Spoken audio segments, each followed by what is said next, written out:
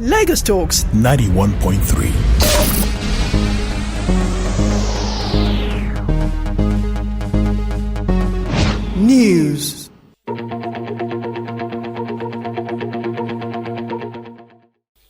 The federal government has countered the claim by former Twitter staff that the microblogging platform did not negotiate with Nigeria before it was allowed to resume operations in the country after its suspension. Minister of Information and Culture Alhaji Lai Mohammed, speaking at the 13th edition of the President Muhammadu Buhari PMB Administration Scorecard Series, discredited the claim and also released proofs of the negotiations with the government.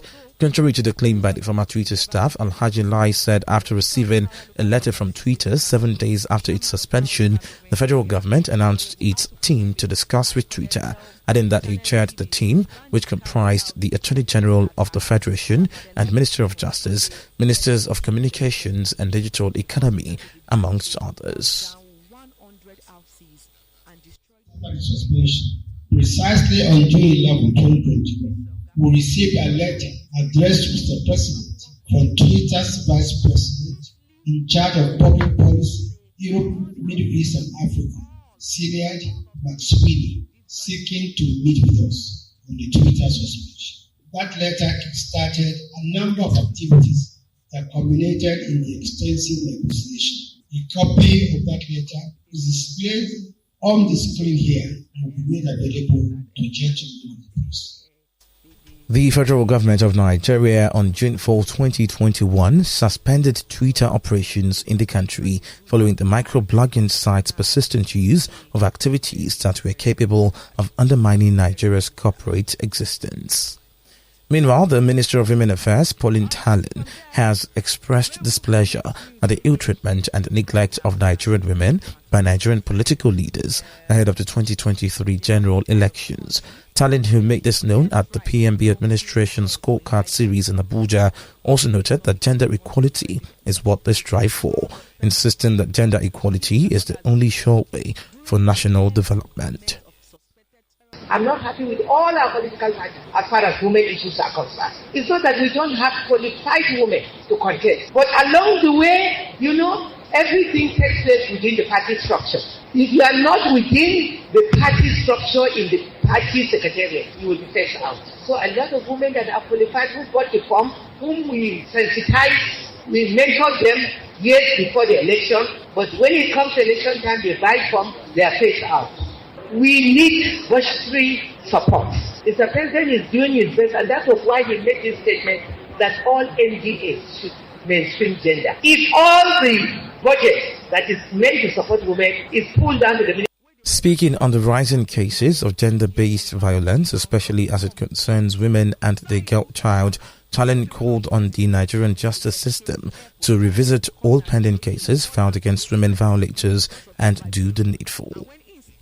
The Federal High Court in Abuja has found Dr. Doyin Okupe guilty of receiving over 200 million naira cash from former National Security Advisor Colonel Sambo Dasuki and also sentenced him to 2 years imprisonment. Justice Ijoma Ojukwu, while delivering judgment yesterday, held that the action of Okupe, who is the first defendant in the suit filed by the Economic and Financial Crimes Commission, EFCC, violated the Money Laundering Act. The court sentenced Okupe, who is the Director General of the Peter Obi Campaign Organization, to 2 years imprisonment on counts 34 to 59 of the charges, with an option of 500,000 naira fine on each of the 26 count charges, for which he was found guilty, that is 13 million naira. Latest reports gathered indicate that Okupe succeeded in paying his fine before deadline and was allowed to go. Human rights lawyers, civil society groups, including the Arewa Youth Consultative Movement, have raised alarm over an alleged plot by the Department of State Service, the DSS, to frame up the governor of the Central Bank of Nigeria, Godwin Emefiele, over alleged terrorism sponsorship against the country. The group, operating under the auspices of the Coalition of National Interest Defenders, alleged that to achieve the aim of getting Emefiele arrested, the DSS had secretly instituted a court action against him at the Federal High Court in Abuja. Describing the alleged action of the DSS as a strange development in the history of the country, the group demanded the immediate sacking of the Director General of the DSS to prevent him from setting the country ablaze. We are no longer sure that the personal security of the President Muhammadu Buhari, is intact.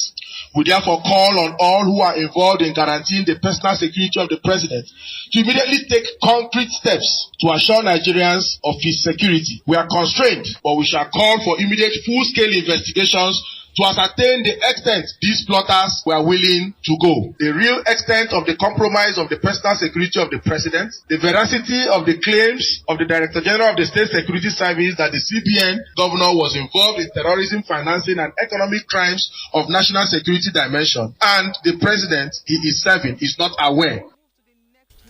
Chairman of the Independent National Electoral Commission, INEC, Professor Doyin Okupe, has said recent initiatives of the electoral body, particularly war against vote buying, has not gone down well with people who may not be committed to the growth of the electoral system and the consolidation of democracy. But there is no going back. The INEC chairman, while delivering his address at a one-day stakeholder summit on addressing the influence of money in the 2023 general election, said the malicious use of money tremendously increases the likelihood of election violence due to a win-at-all-cost mentality among contestants who would have invested a fortune in election. I would like to say that INEC is neither a vote buyer nor a vote seller. We are interested in tackling the problem, and it's good that we have met with all the political parties and all the agencies responsible, from the anti-graft agencies to the media regulators to the National Financial Intelligence Unit. That's the whole idea. We must come together to address this problem of corrupt money in politics. The Lagos State government, through the Ministry of Tourism, Arts and Culture, says it has concluded plans to host the end-of-year event tagged Greater Lagos Fiesta 2022 for fun lovers across the 5 divisions of the state.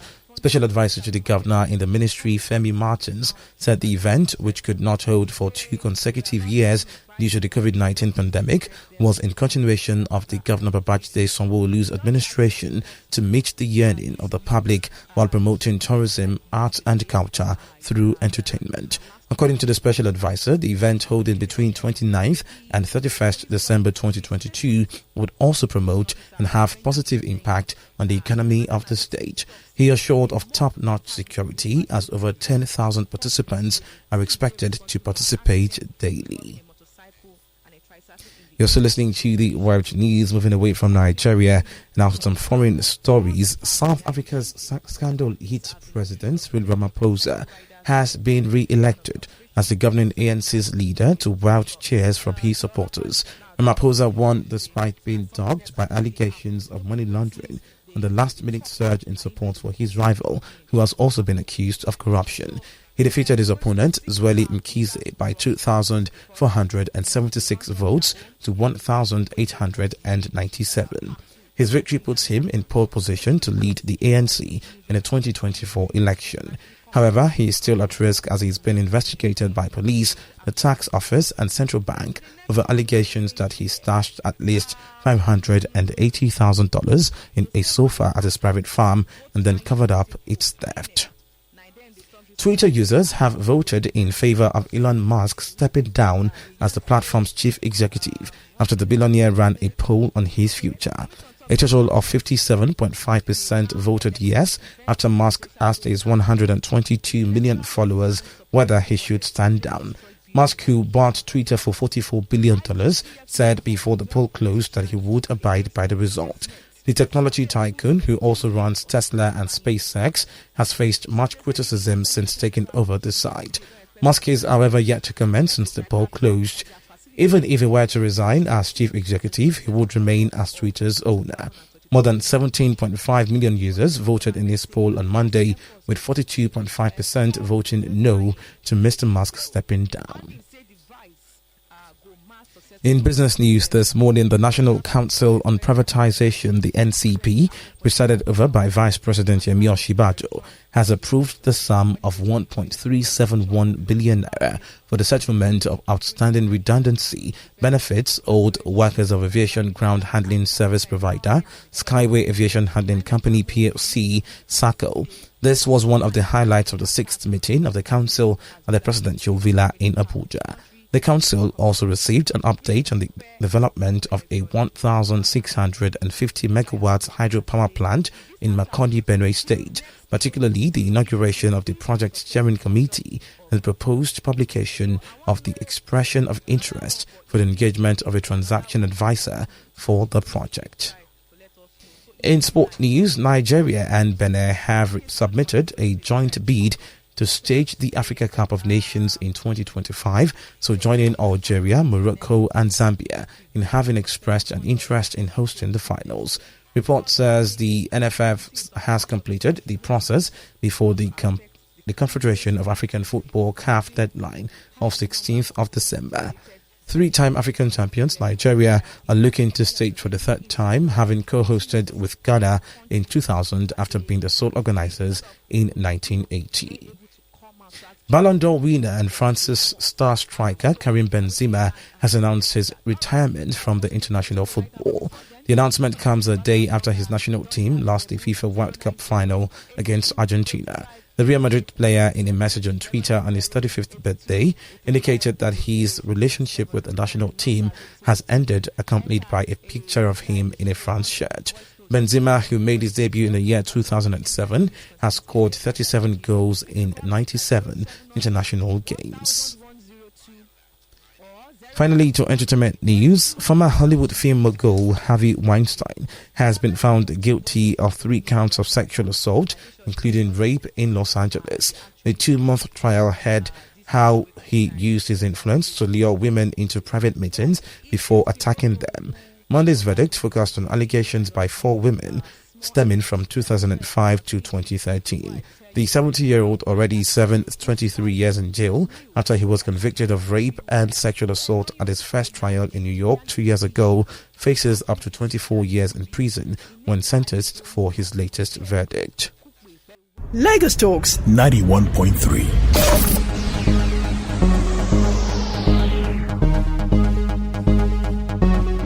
News.